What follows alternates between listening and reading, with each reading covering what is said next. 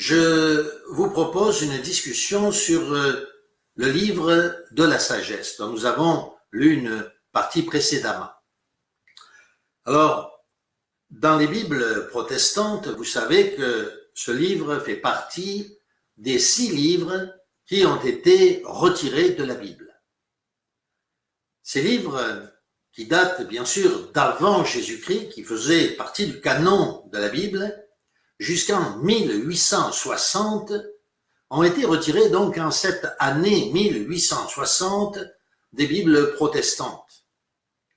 On est en droit de se demander tout d'abord pourquoi il a fallu tant de temps, plus de 1000 ans et loin au-delà, pour se rendre compte que ces livres étaient apocryphes.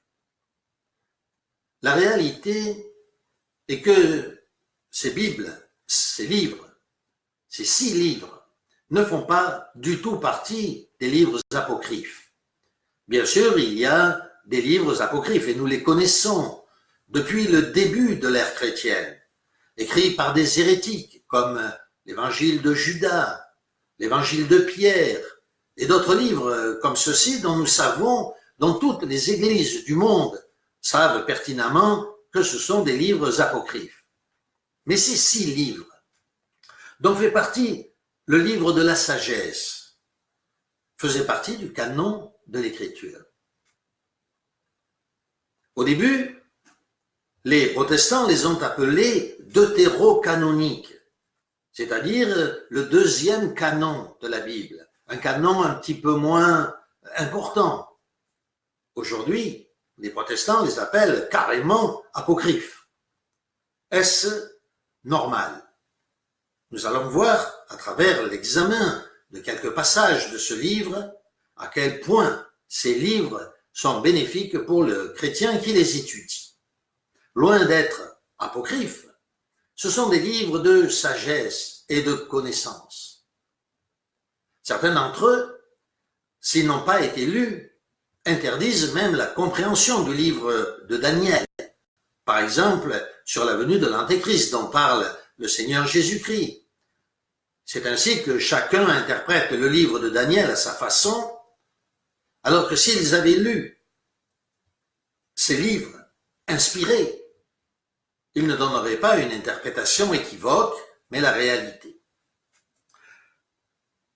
Il est intéressant de noter aussi que les protestants sont minoritaires dans le monde. Ils ne représentent pas plus de 3 à 4% des chrétiens du monde. La majorité étant anglicane, catholique, bien entendu, romain, anglicane et orthodoxe. Ces églises-là possèdent ces livres dits deutérocanoniques, voire apocryphes par les protestants. Pourquoi cela? Nous allons examiner donc tous ces points aujourd'hui. Encore un détail, qui n'est pas un détail, loin de là. Nous savons que dans l'Écriture sainte, les livres, les nombres ont une importance symbolique. Le chiffre 7, par exemple, étant le chiffre de la perfection. Le chiffre 6 étant le symbole de l'imperfection. Nous savons tout cela, n'est-ce pas? Alors, le canon authentique de l'Écriture sainte comprend 72 livres. 72. Les protestants en ont donc retiré 6 pour arriver au chiffre 666. Pardon, je reprends ma pensée. 72 livres, ils en ont retiré 6 pour arriver au chiffre de 66. Surprenant, n'est-ce pas? Nos Bibles, une bonne Bible, contient 72 livres. 72 livres inspirés par Dieu. Le canon de l'Écriture sainte. Alors, je vous le disais, nous allons examiner donc ce livre en détail pour savoir s'il est authentique ou non. Certains, vous le verrez peut-être sur Internet, prétendent que le livre de la sagesse n'est pas de Salomon. Et si vous lisez ce livre, vous verrez qu'il est textuellement écrit que c'est Salomon qui l'a écrit. Quelqu'un qui écrit avec une telle sagesse ne peut pas mentir. Il dit la vérité. On ne peut être à la fois saint et prôner des paroles de sainteté et mentir dans le même texte.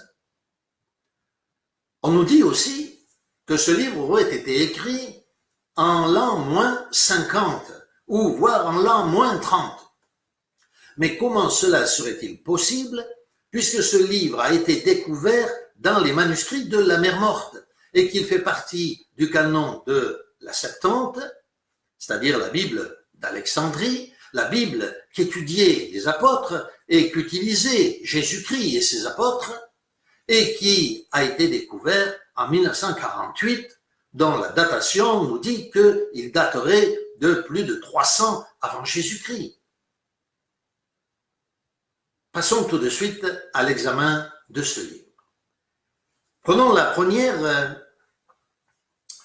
le premier texte tiré de Sagesse, chapitre 1, verset 10, où il est écrit « Car l'oreille du Dieu jaloux entend toutes choses, et le tumulte des murmures ne lui est pas caché. » Il est surprenant de voir que l'apôtre Matthieu reprend ce texte, c'est Jésus lui-même qui reprend ce texte dans l'évangile de Matthieu, au chapitre 10, verset 26, où il est écrit « Ne les craignez donc pas, car il n'y a rien de caché qui ne doive être découvert, ni de secret qui ne doivent être connus. » Le prochain verset, Sagesse, chapitre 1, verset 11, nous dit « Préservez,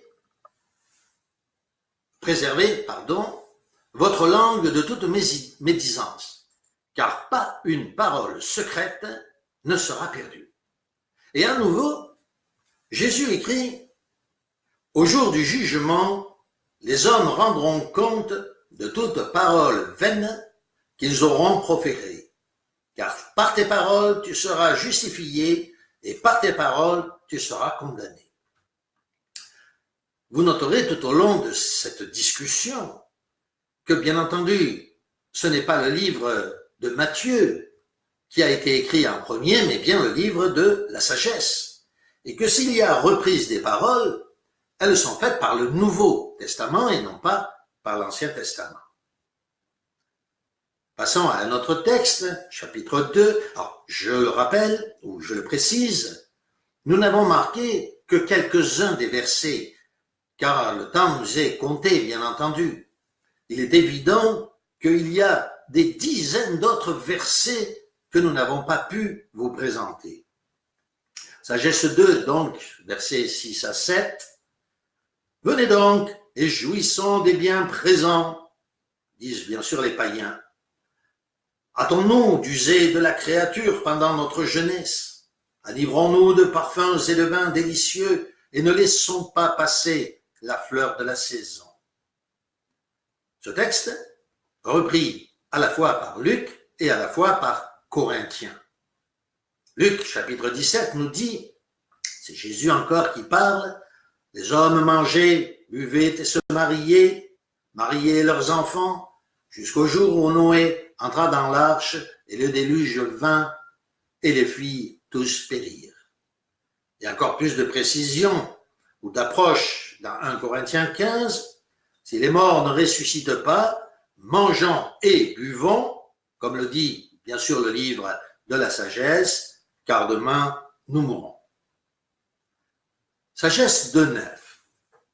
Que nul de nous ne soit privé de nos fiertés. Alors vous pourrez faire directement le rapport avec ces manifestations d'homosexuels dans les rues de nos jours, des fiertés. Et bien sûr, là, il s'agit d'un mot discret pour parler de leur sexualité, n'est-ce pas? Donc, que nul de nous ne soit privé de nos fiertés. Laissons partout des signes de nos joies, car c'est là notre partage, c'est notre sort. Et Philippiens, reprend le texte en disant leur fin sera leur perdition. Ils ont pour Dieu leur ventre au sens sexuel d'abord. Ils mettent leur gloire dans ce qu'il fait leur honte.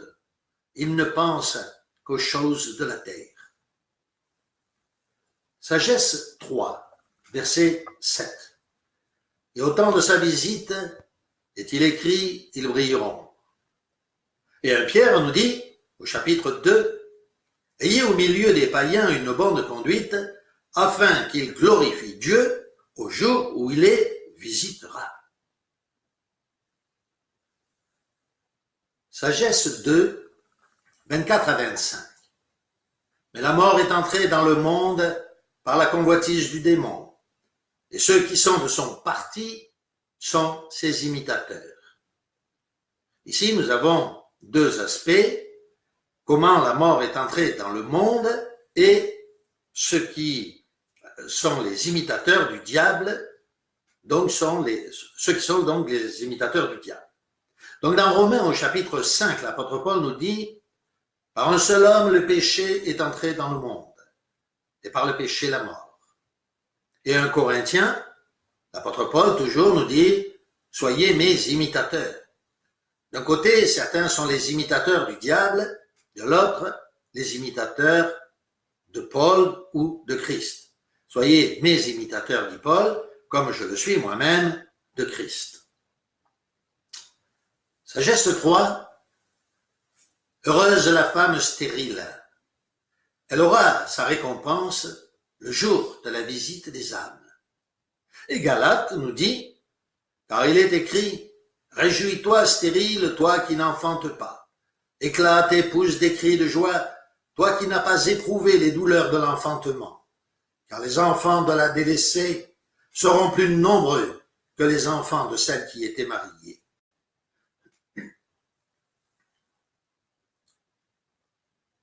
J'espère, vous aurez peut-être du mal à voir le texte écrit plus petit sur Sagesse 5. Je vous en fais la lecture. Alors le juste, il est évident qu'il s'agit ici du juste en général, mais aussi prophétiquement du juste qui allait venir. Si vous relisez personnellement le livre de la sagesse, qui amène une si grande sagesse spirituelle et non humaine ou profane, vous verrez que chaque fois qu'il est question du juste, il est question de celui qui doit venir, à savoir Jésus-Christ. Alors le juste se placera avec confiance en face de ceux qui l'auront opprimé. À son aspect, ils seront troublés, pleins de crainte, stupéfaits de son salut inespéré. Ils se diront avec remords, gémissement, dans l'angoisse de leur esprit, voilà donc celui que nous tenions autrefois en dérision et en opprobre, insensé. Nous imputions à vie, sa vie à la folie, sa mort au déshonneur. Comment a-t-il été compté parmi les fils de Dieu? Comment son héritage est-il avec les saints? Nous nous sommes donc écartés de la voie de la vérité. La lumière de la justice ne nous a pas éclairés et le soleil ne s'est pas levé sur nous. Dans l'évangile de Jean, au chapitre 19, verset 37, il est dit, et ailleurs, l'Écriture dit encore, ils verront celui qu'ils ont percé. Vous pourrez aussi examiner les livres de Révélation de Jean, de Luc, sur ces questions. Si vous connaissez l'Écriture sainte, vous savez que ces textes sont repris de très nombreuses fois, de façon différente dans l'Écriture sainte, sur celui qui a été accusé, sur celui qui a été blasphémé et qui se tient devant eux maintenant, dans la gloire et dans l'honneur, pour leur déshonneur à eux. Sagesse 5, versets 18 à 19. Pour cuirasse, il revêtira, le juste bien sûr, pour cuirasse, il revêtira la justice, et pour casque, il se ceindra de l'intégrité de son jugement. Il aura la sainteté pour bouclier invincible. Et si nous prenons le livre, la lettre de l'apôtre Paul aux Éphésiens, écrite beaucoup plus tard, bien sûr, il est écrit: tenez donc ferme, ayez à vos reins la vérité pour ceinture, revêtez la cuirasse de la justice, mettez pour chaussure à vos pieds le zèle que donne l'évangile de paix. Prenez le bouclier de la foi, prenez aussi le casque du salut, l'épée de l'esprit, qui est la parole de Dieu.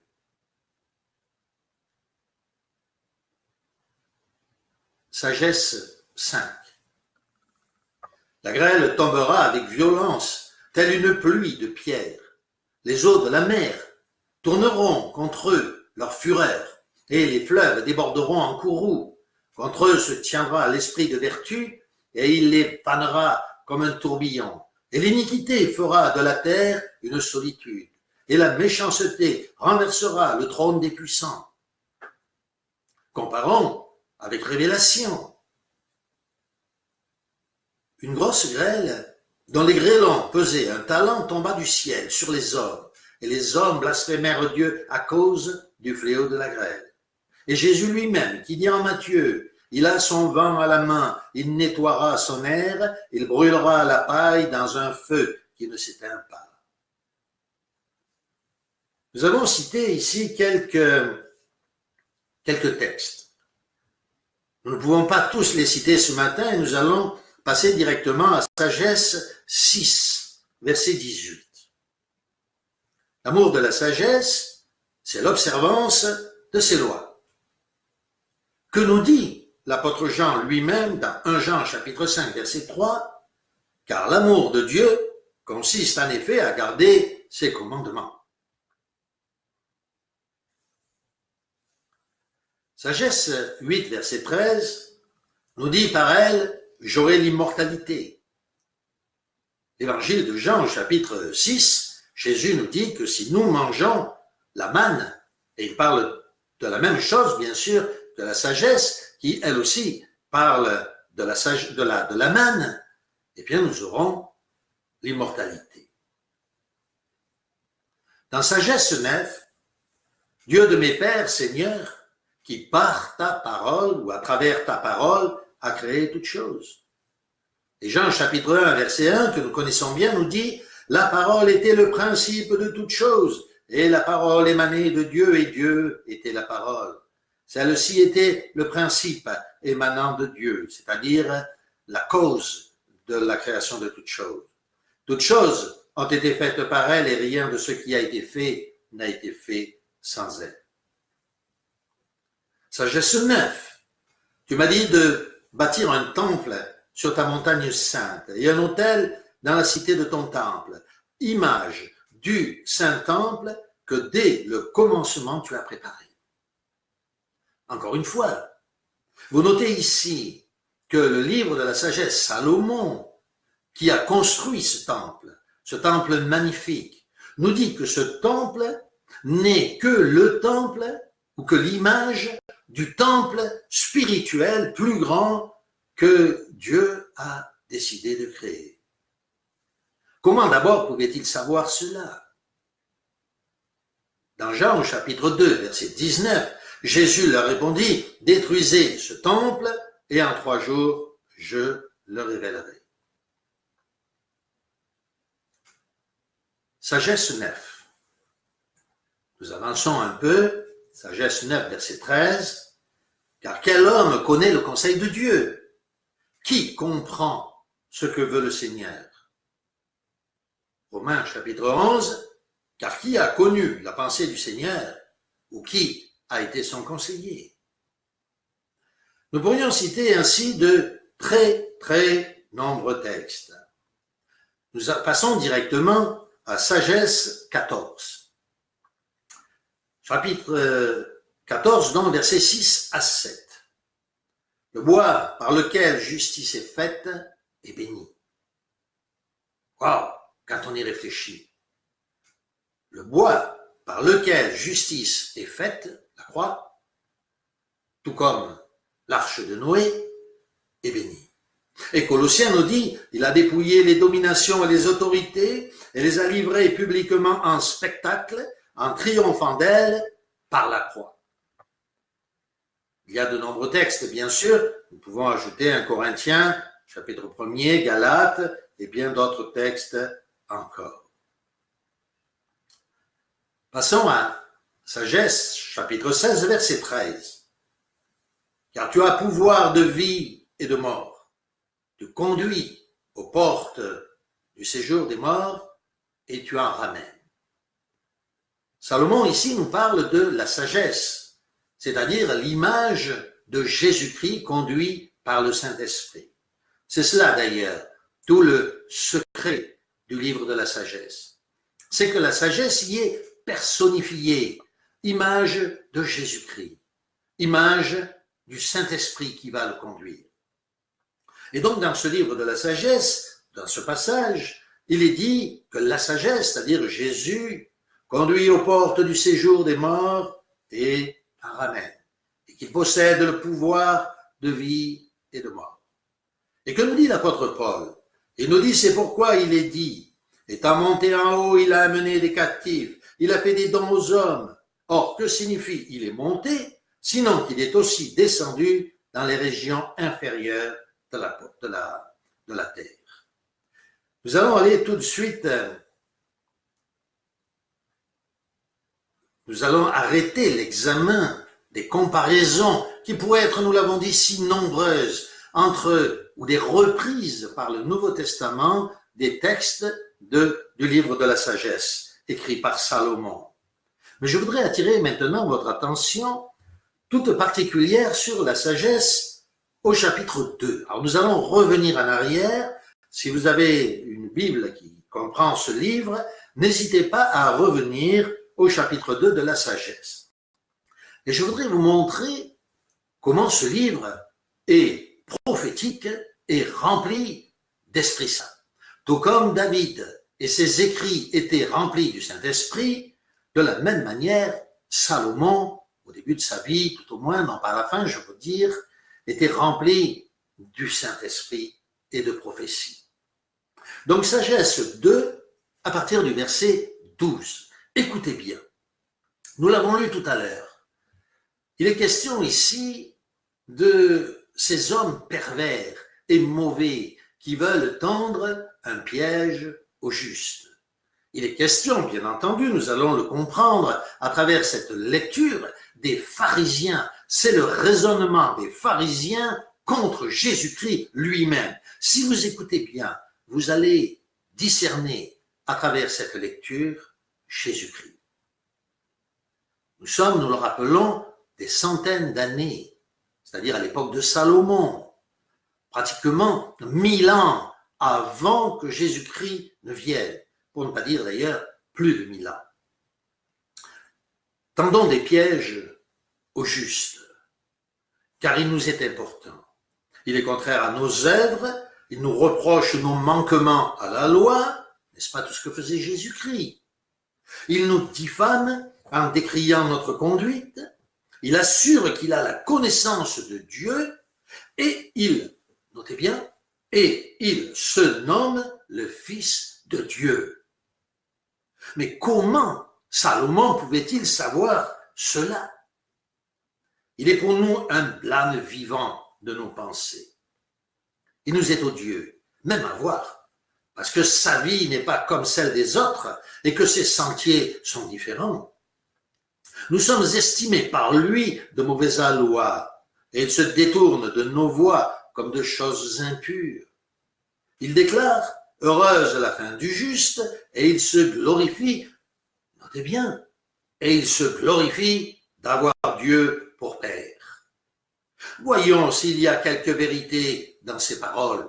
Éprouvons les choses par sa fin, comme on dit par sa mort. Car si le juste est fils de Dieu, Dieu le protégera et le tirera des mains de ses adversaires. Rappelons-nous ce que disaient les pharisiens. S'il est fils de Dieu, qu'il descende de la croix. Interrogeons-le dans l'outrage et la torture, afin que nous connaissions sa douceur et que nous jugions de sa patience. N'est-ce pas là une prophétie tout à fait extraordinaire sur le Christ lui-même? Comment Salomon pouvait-il connaître ces choses? Lisons l'évangile de Luc au chapitre 11. Quand il fut sorti de là, les scribes et les pharisiens commencèrent à le presser, donc à Jésus-Christ, violemment, et à le faire parler sur beaucoup de choses, lui tendant des pièges pour surprendre quelques paroles sorties de sa bouche. Et dans Marc, au chapitre 27, verset 39 et suivant, il est dit, les passants l'injuriaient et secouaient la tête en disant, « Toi qui détruis le temple et qui le rebâtis en 3 jours, sauve-toi toi-même. Si tu es fils de Dieu, descends de la croix. » Les principaux prêtres, avec les scribes et les anciens, se moquaient aussi de lui et disaient, « Il a sauvé les autres et il ne peut se sauver lui-même. S'il est roi d'Israël qui descende de la croix, et nous croirons en lui.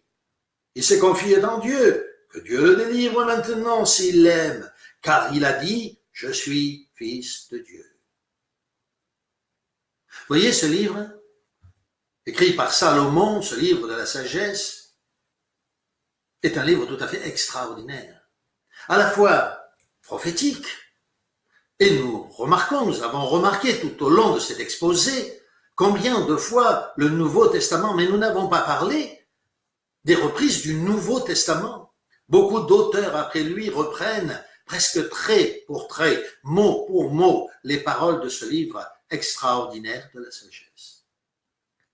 Pourquoi ce livre a-t-il donc été retiré des livres des protestants? Nous notons que ce n'est pas les catholiques, les orthodoxes ou autres, ou d'autres églises protestantes qui ont gardé ces livres d'ailleurs, car toutes les églises protestantes n'ont pas retiré le livre de la sagesse, ces 6 livres du canon biblique. Non, non, loin de là. Pourquoi donc l'avoir retiré? Car, je le répète, ce n'est pas les catholiques, les orthodoxes, les protestants et les autres qui ont supprimé ou qui ont ajouté plutôt ce livre. Ce sont les protestants qui l'ont retiré. Le canon biblique était fixé et les protestants de Genève, ça a commencé avec les protestants de Genève en 1862, qui ont retiré ce livre. Alors que la parole de Dieu nous dit,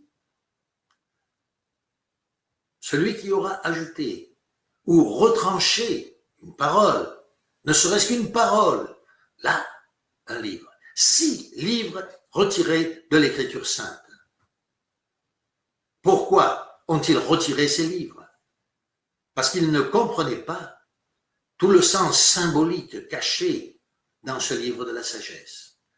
Toute la sagesse contenue dans ce livre de Salomon. Une sagesse toute pratique qui, si nous l'appliquons, nous permet dans notre vie de vivre réellement en chrétien, rempli de sagesse, un homme de maturité, qui évite les faux pas. Nous vous suggérons ardemment, devant Dieu, de lire par vous-même ce livre de la sagesse. Et non seulement celui-là, mais les 6 livres qui ont été retirés par les protestants. Et si vous priez, le Saint-Esprit vous montrera toute la beauté et la grandeur de ces livres qui ont été retirés de la Bible. Que Dieu vous bénisse. Amen.